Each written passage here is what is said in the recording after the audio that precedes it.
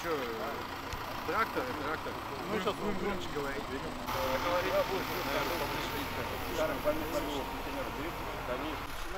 Город не просыпается. И я всегда один, если что. Они спят, они не просыпаются, они хотят. Хотел бы высказаться, да, против этого 144 закона.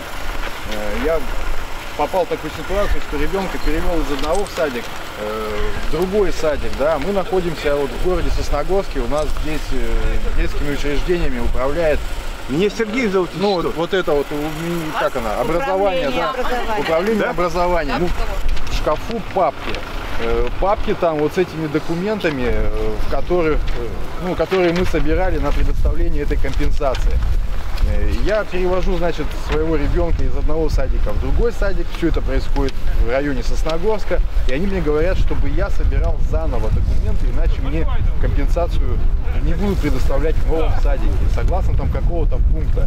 Пункт действительно есть такой, но мне непонятна ситуация, как можно, держа все эти документы в одном шкафу, просить заново опять собирать все вот эти декларации о доходах, ну и соответствующие документы.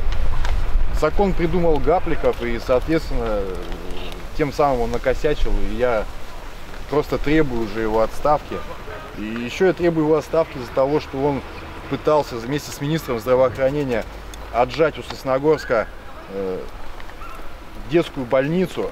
Прям просто хотели ее закрыть на основании того, что больница не вытягивает. Ну, якобы там лежит мало детей, а на самом деле, когда звонишь и просишь, чтобы там ребенка положили в больницу, они предлагают инфекционное отделение, потому что нет мест в детском отделении, все койки заняты, люди лежат в коридорах. Не устраивают критерии нуждаемости, как они устанавливают на семью, какой доход. Но они устанавливаются на отчисления. Они не учитывают, что уходят налоги, уходит квартплата и остальные нужды. И там остается намного меньше для семьи.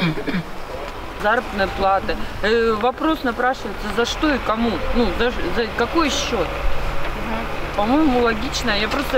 Мое мнение, что сейчас не время для отмены льгот, потому что они создают этот кризис для человека, непосредственно для человека. Может быть, уже и нет такого экономического кризиса. Так давно уже известно, что кризиса нет. Ребенку интересно, начнут устанавливать, как было заявлено. Всем спасибо. Я думаю, За садик А тоже вы писали потеряли. куда-то, да, все-таки? Несоизмеримо. Надо массовые просто у меня уже опустились руки, когда я столкнулся с этой ситуацией, собирать.